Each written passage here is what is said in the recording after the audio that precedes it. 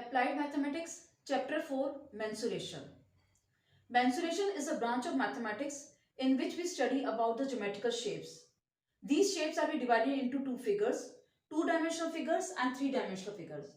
In this video, we are going to study about the three-dimensional figures, which are solid figures. Cuboid. The curved surface area of a cuboid is 2 length plus breadth into height, and the length of diagonal is given as under root L square plus B square plus H square, where L, B, H are the length, breadth and height of the cuboid. This curved surface area can also be say the area of a four walls in the case of cuboid.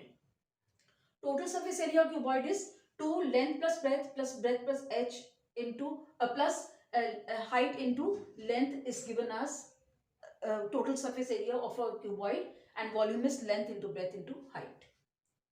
Cube, curved surface area is 4a square. Length of diagonal is under root 3a. In the case of square, the length of diagonal is under root 2a. But in the case of cube, it is under root 3a. Total surface area is 6a square and volume is a cube. Cylinder, curved surface area is 2 pi r h and total surface area is 2 pi r plus h. Volume is pi r square h. In cube, if L is the slant height, then the curved surface area is pi r L.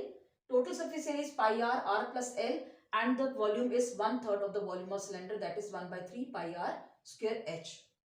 Sphere, curved surface area is pi r square. Total surface area is also pi r square. As it is a sphere, all area is the total surface area and the curved area is same, and volume is given as 4/3 pi r cube. This sphere has been classified as spherical shape. The outer sphere has the radius capital R and the inner sphere has the radius small r. Then the thickness of this shell is given as capital R minus r, and the volume is given as 4/3 pi r cube minus small r cube. Capital R cube minus small r cube. Hemisphere. Hemisphere is the half of the sphere. So the curved surface area is 2 pi r square and the total surface area pi r square.